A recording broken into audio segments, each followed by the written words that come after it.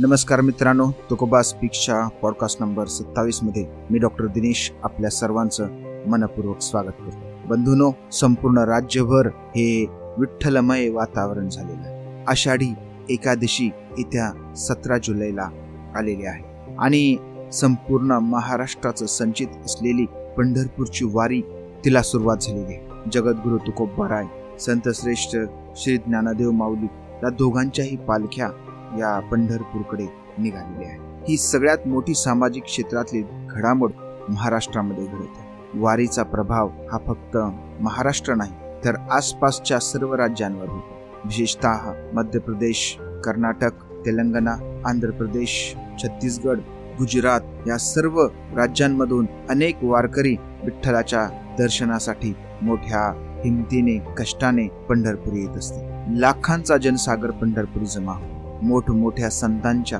पालख्या पंढरपुरी येतात. या सर्व पालख्यांचं स्वागत आहे, कौतुक आहे. परंतु असेही संत आहेत, असेही साहित्यिक आहेत, असेही धार्मिक म्हणण्यापेक्षा संत साहित्यिक आहेत ज्यांची पालखी येत नाही, त्यांचे नावही कुठे दिसून येत नाही, परंतु संत साहित्यांमध्ये त्यांनी योगदान दिलेलं आहे. कदाचित त्यांच्या कुटुंबातील कुणीतरी मोठी व्यक्ती एवढी मोठी झाली की त्यांच्या प्रकाशाखाली या सर्वांचं काम आणि कर्तृत्व झाकळून गेलं. आणि अशा व्यक्तींना आपण आपल्या पॉडकास्टच्या माध्यमातून पुढे प्रकाशात आणण्याचा प्रयत्न करत आहोत. याच प्रयत्नाचा एक भाग म्हणून जेव्हा एप्रिल महिना आपण सामाजिक न्याय महिना म्हणून साजरा केला, तेव्हा संत चोखामेळा आणि त्यांचे सर्व कुटुंबीय यांच्यावर आपण एकूण 4 पॉडकास्ट केले. जगद्गुरु तुकोबाराय आणि त्यांचे धाकटे बंधू संत कान्होबा यांच्यावर ही आपण पॉडकास्ट केले. संत नामदेव आणि त्यांचं एक असं कुटुंबीय आहे की ज्यांच्या कुटुंबातील सर्वाधिक लिहिते माणसं होते आणि सर्वाधिक लिहित्या माणसांचं साहित्यही आज उपलब्ध आहे. त्यांच्या कुटुंबातल्या त्यांच्या पत्नी राजाई, आई गोनाई, मुलगा विठा, सुना लाडाई, साखराई, गोडाई, येसाई हे सर्व लिहिते होते. परंतु यातील फक्त राजाई, गोनाई, संत विठा, लाडाई आणि साखराई यांचंच साहित्य उपलब्ध आहे. मागील पॉडकास्ट नंबर 25 मध्ये आपण संत विठा यांचं विवेचन केलेलं आहे आणि या विवेचनामध्ये आपण संत नामदेवांचा जीवनपट, विशेषतः त्यांची जी काही लेगसी आहे, वंश परंपरेनं संत नामदेव कुठून आले आणि त्यांनी कशा पद्धतीनं संत साहित्यामध्ये, वारकरी संप्रदायामध्ये किंबहुना वारकरी संप्रदायाची घोडी कशी उभारली, स्थापना कशी केली, याची चर्चा आपण त्या पॉडकास्ट मध्ये केलेली आहे. त्यांच्याच कुटुंबातील काही वंचित घटक ते म्हणजे संत राजाई आणि संत गोनाई. संत राजाई ह्या नामदेवांच्या पत्नी, तर गोनाई या नामदेवांच्या मातोश्री. त्यांचा फारसा उल्लेख संत साहित्यामध्ये किंवा त्यांच्या चर्चेमध्ये दिसून येत नाही. वास्तविक त्यांचं कार्य हे कुठल्याही संतांपेक्षा कमी नाही. मात्र त्यांचं जे लेखन आहे ते लेखन सर्वस्वी हे संत नामदेवांभोवती केंद्रित झालेलं आहे. त्यामुळेच की काय त्यांच्याकडे दुर्लक्ष झालेलं असावं. परंतु आजच्या आपल्या पॉडकास्टमध्ये आपण त्यांच्या मातोश्री गोनाई आणि पत्नी राजाई यांचे अभंग, त्यांचं लेखन याचं विवेचन आज आपण या ठिकाणी करणार आहोत. संत नामदेव यांनी शतकोटी अभंगाचा प्रण घेतला होता आणि त्यापैकी जवळजवळ 1.5 कोटी अभंग उपलब्ध आहेत असं जगद्गुरु तुकोबाराय मानत होते. परंतु जेव्हा आपण जगद्गुरु तुकोबारायांचा अभंग पाहतो तेव्हा आपल्या लक्षात येते की हो, साधारणपणे 1.5 कोटी अभंग उपलब्ध आहेत, लिहिले गेलेले आहेत. परंतु आज रोजी फक्त 4-5 हजाराचा अभंग उपलब्ध आहे. काळाच्या ओघात ते नष्ट झालेले असावे किंवा दुर्लक्षित झालेले असावे. जगद्गुरु तुकोबाराय त्यांच्या अभंगामध्ये संत नामदेवांच्या अभंगांच्या आणि त्यांच्या कुटुंबाच्या अभंगाच्या संख्येविषयी काय लिहितात. 1 कोटी अभंग, लक्षवरती 16, प्रेमरस जिवाळा आऊबाईचा, 94 लक्ष रंगाईची बाकी, प्रेमे चक्रपाणी आळविली. 2 कोटी अभंग, येशा साखराई, कवित्व पाही 1.5 कोटी. अशा पद्धतीनं रंगाईचे 94 लाख आहेत, 1 कोटी, लक्षवरती 16 आणि त्यावरी जिवाळा आऊबाईचा. अशा पद्धतीनं महाराज एकूण 1.5 कोटी अभंगाची लिस्ट या ठिकाणी देतात. मात्र फक्त 4 ते 5 हजार अभंगच उपलब्ध आहे. वास्तविक पाहता जगद्गुरु तुकोबारायांचे सुद्धा पूर्णच्या पूर्ण अभंग उपलब्ध नाही. या मागच्या अपयशासोबतच आपण पुढेही हा विचार केला पाहिजे की जास्तीत जास्त लेखन कार्य आपल्या संतांचं आणि आपलं स्वतःच सुद्धा जतन करण्याचा प्रयत्न आपण केला पाहिजे. नामदेवांचं कुटुंब मोठं होतं. पुढे त्यांच्या अभंगांमध्ये आपल्या लक्षात येतं की घरामध्ये माणसं किती आहेत. नामदेवांच्या चरित्रकार ह्या जनाबाई. वास्तविक नामदेव हे सर्व संतांचे चरित्रकार आहेत. त्यांच्या समकालीन असलेल्या जवळजवळ सगळ्यांविषयी नामदेवांनी लिहिलेलं आहे आणि नामदेवांविषयी पण सगळ्यांनी लिहिलेलं आहे. अशा पद्धतीने संतांचं चरित्र आपल्याला उपलब्ध होतं. परंतु जनाबाई या नामदेवाच्याच कुटुंबातल्या व्यक्ती असल्यामुळं जनाबाईंनी नामदेवाच्या कुटुंबाविषयी आणि विशेषतः राजाई गोनाई आणि त्यांची मुलं यांच्याविषयी अभंगामध्ये काय उल्लेख केला आहे पहा. राजाई गोनाई अखंडित तुझे पायी, मज ठेविले द्वारी नीच म्हणून बाहेर. नारा गोंदा महादा विठा, ठेवी येले अग्रवाटा. देवा किंवा क्षेमदेसी, आपुली म्हणून जनी दासी. जनाबाई सांगतात की राजाई गोनाई अखंडित तुझे पायी आहेत. जनाई सुद्धा राजाई गोनाईच्या पायावर आहे, म्हणजे स्वतःला दासी जनी म्हणतात, म्हणजे त्यांच्या सेवेमध्ये आहे. आतमध्ये राजाई गोनाई आहेत, नामदेवाची 4 मुलं आहेत. मी मात्र नीच म्हणून, हलक्या जातीची म्हणून मला बाहेर ठेवलेला आहे असं जनाई लिहितात. आणि देवाला विनवतात, हे देवा, माझं क्षेम कधी होणार आहे, माझं चांगलं कधी होणार आहे, का माझे जीवन असेच जाणार आहे दारात उभे राहून. आणि हे देवाला मागणं मागतानाच नामदेवाच्या कुटुंबाविषयी सुद्धा त्या लिहितात. या त्यांच्या वचनावरून असं लक्षात येतं की तेव्हाची जी परंपरा होती, जाती व्यवस्था होती, किती कठोर आणि निष्ठुर होती. त्याचबरोबर नामदेवाच्या कुटुंबामध्ये कशा पद्धतीची व्यवस्था होती हे सुद्धा आपल्याला या अभंगातून लक्षात येतं. मूलतः जनाबाई या नामदेवाच्या सर्वात मोठ्या चरित्रकार आहेत. त्यामुळे त्यांनी जे लिहिले नामदेवाविषयी त्यावरून आपल्याला त्यांच्या या दोघी राजाई गोनाई सासू सुना ज्या आहेत यांच्याविषयी आपल्याला माहिती मिळते. आणखीन एक त्यांचा असाच अभंग आहे. गोनाई राजाई दोघी सासू सुना, धामा नामा जाना बापले. नारा गोंदा विठा महादा चौघी पुत्र, जन्मले पवित्र त्यांचे वंशी. लाडाई गोडाई यसाई साखराई, चौघी सुना पाही नामयाच्या. लिंबाई ती लेकी आऊबाई बहिणी, विडी पिशी जनी नामयाची. गोनाई राजाई सासू सुना आहेत, दामा आणि नामा बाप लेक आहेत, नारा विठा त्यांचे लेकर आहेत, मुलं आहेत, आणि त्यांच्या वंशात जन्मलेले, नामदेवाच्या वंशात जन्मलेले. आणि लाडाई गोडाई यसाई साखराई या 4 सुना आहेत. लिंबाई त्यांची लेक आहे. आणि अशा पद्धतीने या कुटुंबामध्ये नामयाची वेडी पिशी कोण आहे, जनी आहे असं जनाबाई. अशा पद्धतीने आपल्याला नामदेवांच्या कुटुंबाची माहिती मिळते. नामदेवाच्या कुटुंबाची माहिती घेताना नामदेव हे एक अतिशय संत श्रेष्ठ होते. त्यांना शिरोमणी अशी बिरुदावली दिलेली आहे, उपाधी दिलेली आहे. त्यांना सगळीकडे संपूर्ण उत्तर भारतामध्ये नामदेव यांना संत शिरोमणी या नावाने ओळखले जाते. मग कुठे आहेत या मग राजाई गोनाई? गोनाई ही नामदेवांची आई आहे. नामदेवाची त्यांना काळजी आहे. आणि मग छोटा नामदेव मंदिरामध्ये देवाला नैवेद्य घेऊन गेला आणि बराच वेळ आला नाही. त्यामुळे गोनाई चिंतित झाली. नामा एवढा वेळ झाला का आला नाही? काही विपरीत तर घडलं नसेल या विचाराने गोनाई व्याकुळ झाल्यात. आणि या व्याकुळ गोनाईंचं वर्णन संत जनाबाई कसं करतात. माझा हा विठोबा येईल गे केव्हा, जेवेन मी तेव्हा गोनाबाई. जाऊनी रावळा तयासी तू पाहे, लवकरी बाहे भोजनासी. भरलिया रागी क्रोध त्याचा साहे, लवकरी बाहे भोजनासी. ज्ञानेश्वरा घरी असेल बैसला, जाऊनी विठ्ठला पाहे तेथे. जनी म्हणे देवा चला पुरुषोत्तमा, खोळंबला नामा भोजनासी. इथे माझा हा विठोबा येईल गे केव्हा, जेवीन मी तेव्हा गोनाबाई. माझा विठोबा जेव्हा येईल तेव्हाच मी काय करणार आहे, जेवणार आहे. रावळात जाऊन बघ म्हणजे मंदिरात जाऊन बघ आहे का तिथं. मी त्याला रागावले होते, त्यामुळे तो राग धरून तर बसला नसेल. त्याला लवकर जेवायला बोलवून घेऊन येईल. का ज्ञानेश्वराच्या घरी बसला असेल, जाऊन बघ बरं तिथं. या ठिकाणी दोन्ही अर्थानं विठ्ठल ज्ञानेश्वराच्या घरी जाऊन बसला आहे का नामदेव ज्ञानेश्वराच्या घरी जाऊन बसला. का दोघेही ज्ञानेश्वराच्या घरी आहेत आणि त्या ठिकाणी जाऊन बसलेले आहेत आणि नामदेव जेवणाचा राहून गेलेला आहे आणि त्यामुळे त्याची आई काळजीमध्ये आहे. आणि मग जनाबाई विठ्ठलाला जाऊन म्हणतात, नामदेवालाही जाऊन म्हणतात की देवा चला पुरुषोत्तमा, तुमच्याशिवाय नामा जेवणाचा खोळंबलेला आहे. नामदेव महाराज म्हणतात की जेव्हा माझा विठोबा माझ्याकडे येईल तेव्हाच मी जेवणार आहे. त्यांच्या आईला सांगतात विठोबा जेवल्याशिवाय मी जेवणार नाही. मग जा, मग तू रावळात जाऊन बघ, मंदिरात जाऊन बघ. तिथं नसेल तर मग ज्ञानेश्वराकडे जाऊन बसला असेल तिथे जाऊन बघ.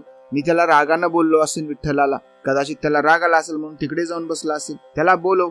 ज्ञानेश्वराच्या घरी जाऊन बसला असेल तिथं बघ. आपण म्हणतो ना माझा मुलगा कुठे गेला, इथे शेजाऱ्या पाजारी जाऊन बघा. असं जाऊन बघा कुठे आहे. आणि मग जनाबाई विठ्ठलाला जाऊन म्हणतात की चला पुरुषोत्तमा तुम्ही जेवा, कारण तुम्ही जेवल्याशिवाय तुमचा भक्त नामा जेवणार नाही. आणि मग तो खोळंबलेला आहे. त्याची गोनाई काळजी करत. नामदेवाची काळजी करणाऱ्या त्यांच्या मातोश्री गोनाई आणि त्यांच्या पत्नी राजाई यांच्या अभंगांची आपण चर्चा करणार. सर्वात अगोदर आपण गोनाईंच्या अभंगाची चर्चा. दोघींच्याही अभंगाचं वैशिष्ट्य म्हणजे त्यांच्या लेखनाचा विषय हा नामदेव आहे आणि विठ्ठल आहे. याशिवाय बाहेर त्यांनी काहीही लेखन केलेलं नाही. कुणाला उपदेशही करण्याच्या भानगडीमध्ये त्या पडलेल्या नाही. त्यांच्या मते उपदेशाचं काम नामदेवाचं आहे, ते नामदेव करत राहतील. परंतु नामदेवाच्या देवभक्तीमुळे आमच्यावर काय परिणाम झालेला आहे, आम्हाला काय वेळ आलेली आहे, आम्ही काय संघर्ष करत आहोत आणि नामदेव कुटुंबाकडे का लक्ष देत नाहीत, नामदेवानं कुटुंबामध्ये लक्ष द्यावं, प्रपंचामध्ये लक्ष द्यावं असा आग्रह करणाऱ्या, किंबहुना त्याच्याशी भांडणाऱ्या बायकोही भांडते आणि आईही भांडते. परंतु नामदेव मात्र एकदम स्थितप्रज्ञ आहे. त्यांच्यावर यांचा कसलाही परिणाम होत नाही. शेवटी भांडून भांडून या दोघी थकतात आणि नामदेवाला म्हणतात की बाबा रे, तू ज्ञानी आहेस, तुझंच खरं आहे, तुला जसं करायचं तसं तू कर, आम्ही तुझ्या परमार्थामध्ये आड येणार नाही. तर चला, गोनाई म्हणजे एक प्रेमळ माता. जशी एखाद्या आईला आपल्या लेकराची काळजी असते, तशीच काळजी गोनाईला नामदेवाची आहे. नामदेवानं मोठं व्हावं, त्यांनी नाव कमवावं, पंचक्रोशीत त्यांचा दबदबा व्हावा, त्याचा संसार फुलावा, वाढावा, पुढे जावा, त्यानं मोठं बनावं, सर्व लोकांनी कौतुक करून त्यांना म्हणावं की वा वा, नामदेव शेठ खूप छान प्रगती केली, दामा शेठनी संसार खूप चांगला केला होता आणि तो संसार सोन्यासारखा संसार पुढे घेऊन जावा, असं त्यांच्या आईला वाटणं साहजिक आहे आणि नैसर्गिक आहे. परंतु त्यांचा नामा तर संसाराच्या ऐवजी परमार्थामध्ये गेला, तिकडेच ओढला गेला. त्यांच्या अपेक्षेपेक्षाही खूप मोठा झाला. परंतु कशामध्ये? परमार्थामध्ये. परंतु तात्कालिक दृष्ट्या कुठल्याही मातेला आपल्या लेकराचा संसार चांगला व्हावा असं वाटणं साहजिक आहे आणि त्यामुळे ते काय करतात? नामदेवाला बोलतात, नामदेवाला सांगतात की तो संसाराकडे, प्रपंचाकडे लक्ष दे. तर नामदेव काय झाले? स्थितप्रज्ञ झाले, काहीही प्रतिक्रिया देत नाही, बोलून ऐकत नाही. याचा छंद आहे अभंगाचा. आपणही अभंगातूनच काय करावं? नामदेवाला समजून सांगा, जेणेकरून नामदेव आपल्या प्रपंचाकडे लक्ष देतील असा विचार गोनाई करतात. आणि मग नामदेवाला काय म्हणतात? त्यांचा पहिला अभंग. नव मासवरी म्या वाहिला सौधरी, आस केली थोरी होसी म्हणून, शेखीद्वारे नामा ऐसे काय केले, वनी मोकलिले निरंजनी. कारे नामदेवा जालासी निष्ठुर, न बोलसी उत्तर मजसी काय. सज्जन सोयरी सांडियेली लाज, जालासी निर्लज्ज एकसरा. प्रेम पिसे तुझ लावियले विठ्ठले, रूप दावून केले तद्रूप तुझ. यासी सेवी लिया कैंची माये बाप, सर्व हाची होय सर्व ठाई. ऐसी याचा संग धरी येला तुवा, परिणाम अनुभवा जानशी. संत सनकाधिक लावियले वेधी, तीही संसार उपाधी सांडियेली. विठ्ठल विठ्ठल हेची पेचिंतन, विठे सहित चरण धरियेली. ऐसे शिकविता नाम्याचे न मोहरे चित्त, पाहत असे तटस्थ तन्मय दृष्टी. नामा म्हणे माते वाया का कष्टसी, विठोबा जीवाशी जडला जाण. संत गोनाई त्यांच्या मुलाला म्हणजे नामदेवाला म्हणतात की अरे बाबा, तुला मी 9 महिने पोटात वागवलंय आणि अशी अपेक्षा ठेवली होती की तू काहीतरी मोठा होशील. नव मास भरी म्या वाहिला सौदरी, आस केली थोरी होसी म्हणून. मोठा होशील म्हणून आस केली होती. शेकीद्वारे नामा ऐसे काय केले, वनी मोकलिले निरंजनी. तू काय केलास मोठेपणा? काहीच नाही. मोकळं सोडून दिलं जंगलामध्ये, लेकर बाळ सगळं वनात सोडून दिलंस.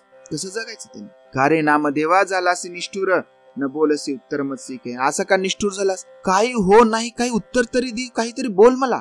मी तुझी आई आहे, माझं मन, माझं हृदय तुझ्यासाठी तिळतिळ तुटते आणि तू एवढा निष्ठुर झालास की तुला तुझ्या आईची दया येत नाही, माया येत नाही. आपली माता आपल्याला एवढं सांगते, त्याचं उत्तर सुद्धा देण्याचं सौजन्य तू दाखवत नाहीस. सज्जन सोयरी सांडियेली लाज, जालास निर्लज्ज एकसर. सर्व काही लाज तू सोडून दिलेस आणि निर्लज्ज झालास एकसार. तुला या विठ्ठलानं प्रेम पिसे केले. प्रेम पिसे तुझं लावेले विठ्ठले, रूप दावूनी केले तद्रूप तुझं. तुला प्रेमाचं वेड ह्या विठ्ठलानं लावलंय आणि त्याचं रूप दाखवून तुला त्याच्यामध्ये तद्रूप केलंय, त्याच्यामध्ये पार ओढून तुला घेतलेलं आहे. यासी सेवलिया कैंची माय बाप, सर्व हाची होय सर्व ठाई. ऐसी याचा संग धरियला तुवा, परिणाम अनुभवा जानशी. आणि मग तू याच्याच सेवेमध्ये लीन आहेस. तुला काय मायबापाची खबर आहे आणि काय फिकर आहे? तुझ्या ठाई, तुझ्या मते तर सगळीकडे हा विठ्ठलच आहे. त्याच्यामुळे तुला आई बापाचं सुद्धा काही उरलेलं नाही. पण एक गोष्ट लक्षात ठेव, तू असा संग धरलेला आहेस, अशी वाट धरलेली आहेस की त्याचा परिणाम तुला नक्कीच भोगावा लागणार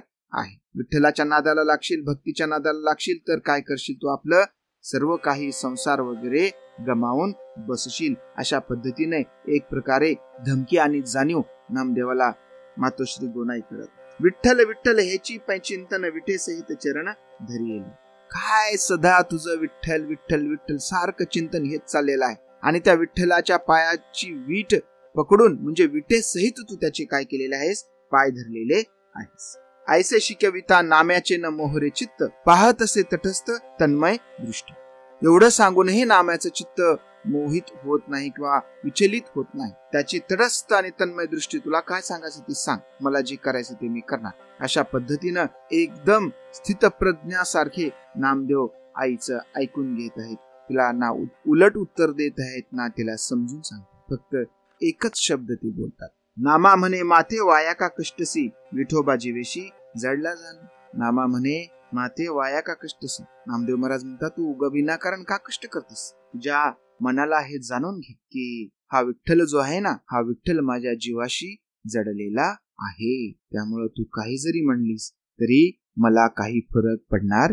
काही अभ्यासकांच्या मते हा नामदेवांचा अभंग आहे आणि काही अभ्यासकांच्या मते हा संत गोनाईंचा अभंग. शेवटी नामा म्हणे असं आल्यामुळं आपल्याला असं वाटू शकतं की हा नामदेवाचा अभंग आहे, असूही शकतं. दुसऱ्या बाजूला हे सगळं जे काही आहे हे गोनाई नामदेवाला भांडत आहेत, बोलत आहेत आणि नामदेव गुपचूप ऐकत आहे. फक्त एकच वाक्य शेवटचं नामदेव बोलती, आई तू मला समजून घे. कधी कधी असं म्हणतात की प्रेम करण्यापेक्षा समजून घेणं ही मोठी गोष्ट असते. प्रेम करणं वेगळी बाब आहे आणि समजून घेणं ही वेगळी बाब. नाते संबंधामध्ये एकमेकाला समजून घेणं ही फार मोठी गोष्ट असते. त्यानंतर आणखीन एक अभंग आहे ज्यामध्ये माता गोनाई या नामदेवाला सांगतात की हे नामदेवा तू काय करायलास, थोडासा विचार कर. सरहृदय मातेची चिंता, काळजी आणि त्यातून तिने केलेला प्रयत्न या अभंगातून आपल्याला दिसून येतो. पहा काय म्हणतात गोनाई. माता म्हणे नामा राऊळाशी खेळता, तुझं कुण्या देवता ओढी येले.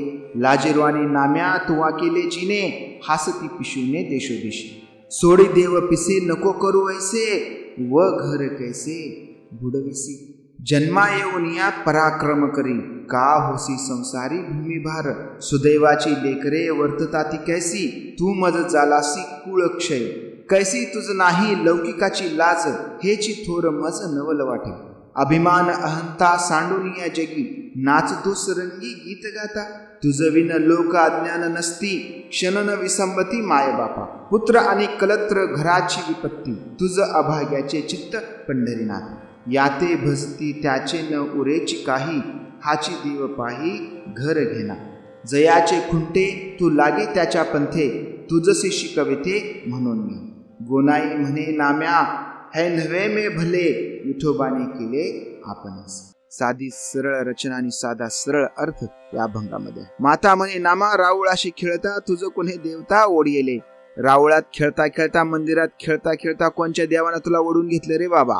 जसं भूत एखाद्या माणसाच्या माग लागतं, अंधश्रद्धेचा जरी भाग असला तरी असं प्रचलित आहे. तुला कोणत्या देवानं ओढलं, तुझ्या माग कोणतं भूत लागलं, कोणचा देव तुला लागला. राऊळात खेळत होतास ते ठीक होतं, पण आता तर तुला कोणत्या देवानं ओढले. आणि मग ह्या देवानं ओढल्यामुळे काय झालंय, लाजिरवाने नाम्या तुवा केले जिने, हासती पिशूने देशोदेश. आणि तू असं आमचं लाजिरवानं जिने केलेलं आहेस. पाहुणे रावळे सगळे देशोदेशीचे आम्हाला हसतात, काय यांचं लिकरू वाया गेले. सोडी देव पिसे नको करू ऐसे, व घर कैसे बुडविसी. जन्मा येऊन या पराक्रम करी, का होसी संसारी भूमिभार. असं देवाचं नाद, हे देवाचा येड तू सोडून दे. आणि ह्या देवाच्या येडानं तू आपलं घर बुडवायला लागलेला आहेस. तर हे घर बुडवेपणा तू काय कर, सोडून दे. आणि जन्माला येऊन काही ना काही तरी काय कर, पराक्रम कर. काहीतरी करून दाखव, काही कर्तबगारी करून दाखव. ह्या भूमीला भार बनून तू राहू नकोस. म्हणतात ना, खायला काळ आणि भुईला भार. काही काम नाही केल्यावर तुम्ही भुई भारच ना, असा भुई भार तू होऊ नकोस. अभिमान अहंता सोडून या जगी, नाचतो सरंगी गीत गाता. तुला काही अभिमान आहे का नाही आपल्या कुळाचा, आपल्या बापाचा, आपल्या कर्तृत्वाचा, आपल्या परिस्थितीचा, आपल्या सन्मानाचा काही अभिमान आहे का नाही. हा अभिमान सगळा तू सोडून देतोस आणि चक्क कीर्तनामध्ये तू नाचत येतोस. आपण मागे चर्चा केल्याप्रमाणे नामदेवाने पायात चाळ बांधले होते कीर्तनासाठी. बहुतेक त्याचा उल्लेख या ठिकाणी त्यांच्या मातोश्री करत आणि सांगत आहेत की चक्क तू काय करतोस, नाचतोस कीर्तनात देवात रंगून जाऊन? तुला काही अभिमान काही स्वाभिमान आहे का नाही? का सगळं सोडून दिली लाज लज्जा? तुझं विन लोक अज्ञान नसती, क्षण न विसंबती माय बापा. तुला काय वाटतं तूच तेवढं शहाण आहे? तू शहाणपणा शिकवल्यावरच लोक शहाणे होणार आहेत का? सोड ही गोष्ट आणि लक्षात घे, तुझ्या विना लोक अज्ञान नाहीत. त्यांचं ज्ञान घेण्याचा मार्ग, त्यांची ज्ञानाची परंपरा सुरू आहे. तू काय या भानगडीमध्ये लोकांना ज्ञान शिकवायच्या पडू नकोस. आणि मायबापाला असं मोकळं सोडून किंवा सर्व जीवन मायबापावर विसंबून लोक जगत नाहीत. स्वतःचं कर्तृत्व करतात, स्वतःचा पराक्रम करून दाखवतात. पुत्र आणि कलत्र घराची विपत्ती, तुझं अभाग्याचे चित्त पंढरीनाथ. पुत्र आणि कलत्र काय आहेत? घराची विपत्ती आहे. पण तुझ्या अभाग्याचं चित्त काय आहे?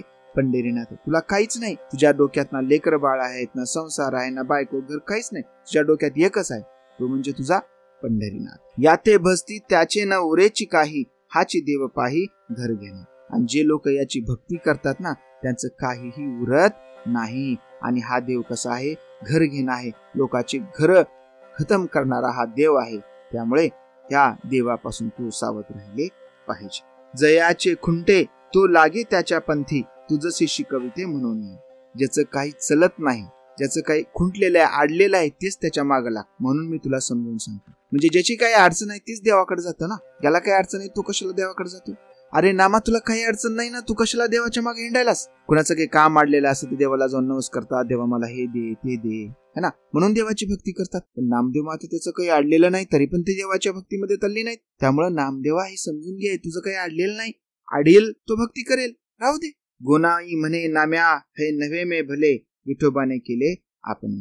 गोनाई म्हणतात की नाम्या हे काही भलं नाही, विठोबानं हे केलंय ते चांगलं केलेलं नाही. अशा पद्धतीनं नामदेवांना गोनाई समजून सांगतात. त्यांचा आणखीन एक अभंग देवाविषयी सांगतो की देव किती वाईट वागतो असं सांगून नामदेवांना ते भीती घालत. असाच अभंग संत कान्होबा यानेही देवाविषयी लिहिलेला आहे. देव कसा वाईट वागतो, भक्तांशी कशी प्रतारणा करतो, हे कान्होबांनी लिहिलंय त्यामध्ये. आणि कान्होबांच्या एपिसोड मध्ये आपण ते जाऊन ऐकू शकतो. हा अभंग असा आहे. गोनाई म्हणे नाम्या वचन माझे ऐक, पोटीचे बालक म्हणून सांगे. महिमेचा संसार सांडोनी आपुला, संगत्वा धरिला निसंगाचा. या काय मागसी तो काय देईल, शीघ्रची नेईल वैकुंठास. सविल्याची लेकुरे वर्तता ती कैसी, तू मज जालास कुलक्ष. धनधान्य पुत्र कलत्रे नांदती, तुझं अभाग्याची चित्ती पांडुरंग. शिवण्या टिपण्या पातले पाणी, न पाहासी परतोनी घराकडे. कैसी तुझी भक्ती या लौकिका वेगळी, संसाराची होळी केली नाम्या. याची तुवा कैसी धरी येली कास, हा तव कवनास झाला नाही. त्याते जे अनुसरती त्याचे नुरे काही, देव नव्हे पाही हा घर घेणा. गोकुळी करी चोरी आपुले पोट भरी, तो तुम निर्धारी देईल काही. लक्ष्मी सारखी सुंदर टाकोनी वाटिका, गवळणी गवळी यांच्या. अष्टसिद्धी दासी जयाच्या कामारी, कल्पवृक्ष द्वारी कामधेनू. बळीच्याची घरा भीक मागो गेला, धरोणी बांधिला दारवंटा. कुब्जा कुरूप कंसाची या दासी, जीवे भावे तिसी रतलासी. याते भजती त्याच्या संसाराची नासी, जडला जीवेसी वन जाय. ठकून या येणे बहुनाडी येले, तसे तुझं झाले सत्य झाले. हे बघ नामा, मी काय सांगते नीट ऐक. तू माझ्या पोटचं लेकरू आहे म्हणून मी तुला समजावून सांगते. गोनाई म्हणे नाम्या वचन माझे ऐक, पोटीचे बाळक म्हणून सांगे. महिमेचा संसार सांडून आपला, संगत्वा धरिला निसंगाचा. एवढा चांगला संसार सोडून निसंगाचा संग धरलास रे नाम्या, हे काय केलंस? या काय मागसी तो काय देईल, शीघ्रची नेईल वैकुंठासी. ते काय तू काय मागतोस त्याला, आणि ते काय देणार आहे तुला? तुला घेऊन जाईल वैकुंठाला लगेचच्या लगेच. सविलाची लेकरे वर्तता ती कशी, तू मज झालासी कुलक्षय. सविलाची बालके म्हणजे चांगल्या घरची लेकर, चांगलं वागणारे लेकर बघ कसं करतायत, आणि तू काय माझा झालास कुलक्षय, माझा कुळ तू काय करत आहेस, नष्ट करत आहेस. धनधान्य पुत्र कलत्रे नांदती, तुझं अभाग्याची चित्ती पांडुरंग. आणि धनधान्य भरून असलेल्याची लेकर नांदतात बघ, तू काय मला अभाग करून ठेवलेलं आहेस. शिवण्या टिपण्या पातले पाणी, न पाहेसी परतोनी घराकडे. शिवण्या टिपण्याचा आपला धंदा आहे, ते बघ काहीतरी, त्याचं पाणी कमी पाणी काय आहे ते बघ. आणि तू काय करतो आहेस, हे सगळं सोडून घराकडे बघायला सुद्धा तयार नाहीस. कैसी तुझी भक्ती या लौकिका वेगळी, संसाराची होळी केली नाही. कशी तुझी भक्ती आहे लौकिकाच्या वेगळी, जगा वेगळी तुझी भक्ती आहे, आणि त्या भक्तीमध्ये काय केलीस तू, संसाराची होळी केलेली आहेस. याची तुवा कैसी धरी येली कास, हा तव कवनास झाला नाही. त्याचे जे अनुसरती त्याचे नुरे काही, देव नव्हे पाही हा घर घेणं. तू काय याची कास धरलेली आहेस? तो कवनाचा पात्र नाही. आणि जे कोणी याचं अनुसरण करतात, जे कोणी याच्या मागे लागतात, त्यांचं काय होतं? त्यांचं घर बर्बाद होतं. हा घर घेणं आहे, हा घर मोडे आहे. गोकुळी करी चोरी आपुले पोट भरी, तो निर्धारे देईल काही. अरे तो स्वतःच गोकुळामध्ये चोऱ्या करून जगतो आणि तो तुला काय देणार आहे? काही देणार नाही. लक्ष्मी सारखी सुंदर टाकुनी वाटिका गवळणी गवळी यांच्या. लक्ष्मी सारखी सुंदर बायको सोडून देतो आणि गवळणींसोबत खेळत बसतो. अष्टसिद्धी दासी जयाच्या कामारी कल्पवृक्षद्वारी कामधेनू. त्याला अष्टसिद्धी आहे बाबा, त्याच्या घरी कल्पवृक्ष आहे, त्याच्या घरी कामधेनू आहे, त्याला काय कमी आहे? तर तुझं तसं नाही, तुला कामच केलं पाहिजे. बळी चाची घरा भीक मागो गेला, धरुणी बांधला दारवंटा. बळीचं काय केलं बघ, त्याच्या मस्तकावर पाय देऊन त्याला भीक मागायला गेला आणि मग त्याच्या मस्तकावर पाय देऊन त्याला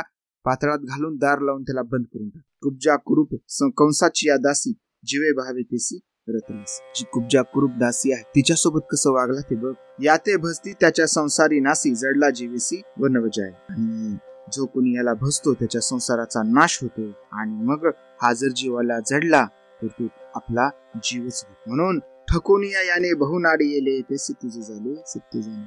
अरे ओळखून घे खरं काय, हा ठकसे नाही, लोकांना ठकवत फिरणारा हा देव आहे. तू ह्याच्या कशाला नादाला लागला असेल? खूप लोकांना लुबाडले, खूप लोकांना बर्बाद केले भक्तीच्या मार्गाला लावून. अशा पद्धतीनं संत नामदेवांना गोनाई समजून सांगतात. संत गोनाईची एकूण अभंग 26 आहे. प्रपंचाकडे दुर्लक्ष झाल्यामुळं त्या नामदेवावर नाराज आहेत आणि विठ्ठलावर सुद्धा नाराज आहेत. कारण त्यांना असं वाटतं की विठ्ठलानं काय केलंय, माझा लेक त्याच्या नादाला लावलेला आहे आणि म्हणून त्या नामदेवाशी वाद घालतात. नामदेव सरळ भाषा समजून घेत नाहीत, म्हणून त्यांच्याच अभंगातून त्यांना समजून सांगण्याचा प्रयत्न संत गोनाई यांनी केलेला आहे. बघा, आईची माया लेकराला वाचवण्यासाठी तिला कौन करायलाही बाध्य करू शकतो, तिला संतही बनायला भाग पाडू शकतो. आणि शेवटी नामदेवाशी वाद घालून घालून गोनाई थकतात आणि शेवटी नामदेवाला म्हणतात, विठ्ठलाला म्हणतात, अरे बाबा आम्ही सांगून सांगून थकलो, आमचा याच्या समोर काही उपाय चालत नाही, तर काय कर, हा तुझा जो नामदेव आहे ना,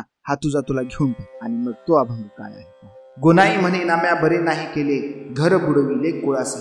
देव झाला नामा, नामा झाला देव, गोनाईचा भाव पहावया. हागे तुझा नामा काय चाड्या आमा, आनंदाचा प्रेमा गोनाईसे. हाती धरोनी घेऊनी चालेली फिरुनी, पाहती झाली तो देव. आगा माझ्या बापा तू कोणा हवासी, मज दुर्बळासी काय होय. 16 सहस्र मुख्य अष्ट तुझ्या कांता, त्या माझी या पाता प्रवर्तात. पुंडलिकासी तुवा दिली आहे भाका, गोनाई म्हणे गोनाई म्हणतात की अरे नाम्या हे बरं नाही केलं, तू कुळासहित आपलं घर बुडवलेलं आहे. देव नामा झाला, नामाचा देव झाला, तू देवामध्ये एकरूप झालेला आहेस. कशासाठी? गोनाईचा भाव, गोनाईचं मन बघण्यासाठी. ठीक आहे, तुला जर एवढंच एकरूप व्हायचं असेल तर हे देवा, हा घे तुझा नामा, तुला हा घे तुझा नामा काय चाडा आम्हा, आनंदाचा प्रेमा गोनाईस. जर आमचा नामा जर तुझ्या प्रेमामध्ये, तुझ्या भक्तीमध्ये जर खूप आनंदून जात असेल तर आईला अजून काय हवास? कुठल्या तरी मातेला लेकराचं सुख, त्याच्याशिवाय दुसरं समाधान काय असू शकतं? तसं हा तुझा नामा तुला घेऊन टाक. आणि मग जर नामा आनंदी असेल तर गोनाई सुद्धा कशी असणार आहे? आनंदी असणार. हाती धरोनी घेऊनी चालली फिरूनी, पाहती झाली तो देव. हातात धरून नामदेवाला घेऊन चालली विठ्ठला आणि फिरून बघती तर देव काय म्हणते, की देवाची काय भावना आहे, की देव म्हणतो का काय, की गोनाई तुझा प्रिय पुत्र तुझा तुला तो घेऊन टाक. पण अगा माझ्या बापा तू कोणास हवासी, मज दुर्बळासी काय होय. अरे माझ्या बापा मला तू नको आहेस, देव बी मला नको आहे, मला प्रिय माझा पुत्र आहे, माझा प्रिय नामदेव मला प्रिय आहे, नामदेवाशिवाय मला देव सुद्धा प्रिय नाही. तुला काय, तुला 16 सहस्र मुख्य अष्ट तुझ्या कांता, त्या माझ्या पाता प्रवर्तात. 16 सहस्र म्हणजे 16,000 तुझ्या कांता आहे, तुझ्या बायका आहे, मुख्य 8 आहेत आणि तुला काहीही कमी नाही, त्या माझी या पाता प्रवर्तित. त्यांना माझं दुःख कळेल, कारण त्यांचं लेकरू जेव्हा त्यांच्यापासून दूर जाईल तेव्हा त्यांना जे दुःख होईल ते दुःख त्यांना समजेल. पुंडलिकासी तुवा दिली आहे भाका, गोनाई म्हणे तक भोगस. पुंडलिकाला पण तू काय केलेले आहेस? वचन दिलेलं आहेस. आणि मग गोनाई म्हणते की असेच खूप तुझे भक्त होणार आहेत. अशा पद्धतीनं नामदेवाला समजून सांगून गोनाई थकून जातात आणि शेवटी ह्या नामदेवाला विठ्ठलाला देऊन टाकतात आणि म्हणतात, घे बाबा तुझा विठ्ठल आणि मग करा तुम्हाला जे काय करायचं. अगोदर आपलं लेकरू वाचवण्याचा त्यांनी आटोकाट प्रयत्न केलेला आहे आणि शेवटी जेव्हा लेकरू हे पूर्णपणे विठ्ठलाला एकरूप झालेलं लक्षात येतं तेव्हा त्यांच्याही लक्षात येते की आता काही उपयोग नाही आणि शेवटी त्या काय करतात नामदेवाला विठ्ठलाला देऊन. यानंतर दुसऱ्या संत आहेत म्हणजे संत राजाई. संत राजाई यांच्या एकूण 10 अभंग रचना उपलब्ध आहेत. संत राजाई आणि गोनाई दोघींच्याही जन्म मृत्यू याची फार काही उपलब्धता नाही आणि दोघींचेही विषय तेच आहेत, ते म्हणजे प्रपंच आणि नामदेवाचं व्यक्तिमत्व. आता नामदेव म्हणजे आपला नवरा जर असा प्रपंच सोडून चालला तर बायकोला कसं वाटेल, चांगलं वाटेल का? गौतम बुद्ध आपली पत्नी यशोधरेला सोडून गेले, गुपचूप निघून गेले. त्याचं दुःख यशोधरेला झालंच असणार आहे आणि त्यावर एक छान काव्य पण लिहिलं गेलेलं आहे. अगदी तसंच संसारामध्ये आहेत नामदेव, पण संसारावर त्यांचं लक्ष नाही, त्यांचं लक्ष सगळं पंढरीच्या पांडुरंगाच्या भक्तीमध्ये आहे. आणि मग काय करतात राजाई, नामदेवाला समजून सांगतात. नामदेव फक्त अभंगाचीच भाषा जाणतात, अभंगाचंच कीर्तन प्रवचन निरूपण करतात. चला आपण अभंगातूनच नामदेवांना समजून सांगू की आमचं दुःख काय आहे, आम्हाला अडचण काय आहे. आणि मग काय म्हणतात बघा राजाई, घरधन्याने केला गुरु, बाईनी आता काय करू, असून नाही हा संसारू चमत्कारू कृपेचा. धाव पाव गे मेसाई, कवनाचे ही न चले काय, सत्यपण तुझे ठाई, असून नाहीसे करी. मंत्र घेत लासे जैसा, घरी संतांचा ओळसा, ओस पडे या हरिदासा, गेले न येती मागुती. काय सांगू यांच्या रीती, सोसे पाय वनिपुती. अवघे भांबर भूते होती, नाचताती आनंदी. एकमेकांच्या पडती पाया, लौकिकातून गेले वाया. म्हणती एगा पंढरी राया, ब्रह्मानंदे डुंलती. भोळी सासू गोनाबाई, पांढरा स्फटिक व्यालिकाई, त्याला शेषशाही. आता माझ्या घरी कसं करू, आणि असून नाही हा संसारू, माझ्या संसारात असून नसल्यासारखं झालेला आहे आणि हा काय कृपेचा चमत्कार माझ्यावर झालेला आहे. आणि मग मेसाई नावाची एक देवता आहे, त्या देवतेला त्या विनवतात. कदाचित त्या त्यांच्या भक्त त्या मेसाईची भक्ती करत असाव्यात आणि त्या मेसाईला म्हणतात, धाव पावगे मेसाई, कवनाचे न चले काही. कुणाचं काही चाललं ना, तू साता धाव मला वाचव, सत्यपण तुझे ठाई, असून नाहीसी करी. तुला सर्व सत्य माहिती आहे तरी सुद्धा असून हे नाहीस तू करत आहेस. मंत्र घेतला असे जैसा, घरी संतांचा ओळसा, ओस पडो या हरिदासा, गेलं नाही ती माग. आणि काय हा मंत्र घेतलाय, घरी सातत्याने संतांचा ओळसा पडलेला, नेहमीच संत जमा असतात आणि त्यांची चर्चा सुरू असते. आणि मला असं वाटतं की हरिदास सगळे ओस पडावे, यांचं आयुष्य बरबाद होऊन जाव आणि त्यामुळे तरी काय होईल, माझा नवरा संसारामध्ये प्रपंचामध्ये लक्ष घाल. काय सांगू यांच्या रीती, सोसे पाय वनी पिती, अवघे भांबर भूते होती, नाचताती आनंदी. काय सांगावे यांच्या पद्धती, काय यांच्या वागण्याच्या रीती, भांबर भूतासारखं होतात आणि आनंदामध्ये नाचतात. काय यांचं, अर्थात राजाईंना त्यांचा आनंद काय आहे हे समजत नाही, पण आनंदात नाचतात, हे सगळं करतात. हे सगळं बघून त्या स्वतः भांबावून जातात आणि म्हणतात, हा ही काय रीत रिवाज आहे, ह्यांच्या वागण्याची पद्धत आहे. एकमेकांच्या पडती पाया, लौकिकातून गेले वाया. एकमेकाला देव असल्यासारखे एकमेकांच्या पाया पडतात. बघा, वारकरी संप्रदायामध्ये प्रत्येक वारकरी हा देव आहे आणि मग भेटल्यानंतर ते एकमेकाचं दर्शन घेतात. तसं या ठिकाणी महाराज म्हणतात की एकमेकांच्या पडती पाया, आणि त्यामुळे हे लौकिकातून काय झालेले आहेत, वाया गेलेले आहेत. म्हणती येगा पंढरी राया, ब्रह्मानंदे डुलती. आणि म्हणतात ये पंढरी राया, ये असं म्हणतात आणि डुलतात. कुठे येणार ह्यांचा पंढरी रायन काय, आम्हाला आम्ही बघतो ना, काय दिसतंय आम्हाला. भोळी सासू गोनाबाई, पांढरा स्फटिक व्यालिकाई, त्याने जोडला शेषशाही, म्हणे राजाई काय. माझी सासू मात्र बिचारी भोळी आहे, तिनं पांढरा स्फटिक व्याली आहे, म्हणजे पांढरा शुभ्र गोरापान हा नामदेव माग तिला झालेला आहे. आणि मग त्यानं काय केलंय, त्या शहाण्यानं एवढा चांगला लेकरू तिला झाले, त्याने शेषशाही जोडलाय. शेषशाही म्हणजे श्रीकृष्ण, म्हणजेच विठ्ठल. आता मी करू तरी काय, अशी विनवणी ती त्यांच्या मेसाई देवीला करत आहे. त्या फक्त नामदेवाशी भांडतात असं नाही, विठ्ठलाची पत्नी रखुमाई तिला भांडतात. बघा, एखाद्या बाईचा नवरा जर एखाद्या माणसाच्या नादाला लागला तर ती बाई त्याच्या बायकोला जाऊन सांगते की असं असं होईल, तुमचा नवरा असा करायलाय, तुमच्या नवऱ्यानं माझ्या नवऱ्याला असं केलंय. अशी जशी तक्रार केली जाते तशीच तक्रार ही रुक्मिणीला राजाई करते. काय म्हणतात, आहो रखुमाई, विठोबासी सांगा, भ्रतारासी कागा वेडे केले. वस्त्र पास्त्र नाही खाया जेवयासी, नाचे अहर्निशी निर्लज्जासी. 14 मनुष्य आहेत माझ्या घरी, हिंडती दारोदारी अन्नासाठी. बरा मार्ग तुम्ही उमजोनी सांगा, नामयाची राजा भली नव्हे. आहो रखुमाई, तुमच्या विठोबाला समजून सांगा, माझ्या भ्रतराला नवऱ्याला तुमच्या नवऱ्यानं वेड केलाय.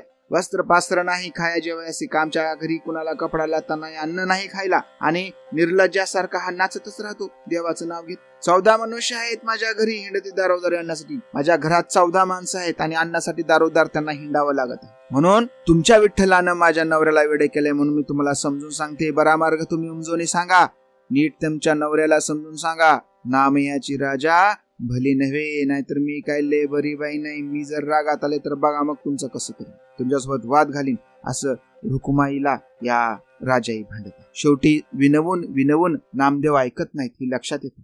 आणि मग पुढे त्यांच्या हेही लक्षात येते की नामदेवाचाच मार्ग कसा आहे, खरा आहे, योग्य आहे, चांगला आहे. आणि मग काय म्हणतात नामदेवानं, मी तव अज्ञान न कळे तुमचा महिमा, अपराध क्षमा करा माझा. अंतरीची खून काही सांगा मज, जे तुम्ही बीज हृदयी धरून असा. जेणे सुखे तुमचे चित्त निरंतर, आनंद निर्भर सदा असते. नामदेवा तुमचं काय, देवा तुमचं काय आहे, तुमच्याकडे काय मर्म आहे, काय गोष्ट आहे की तुम्ही सदा आनंदी असता.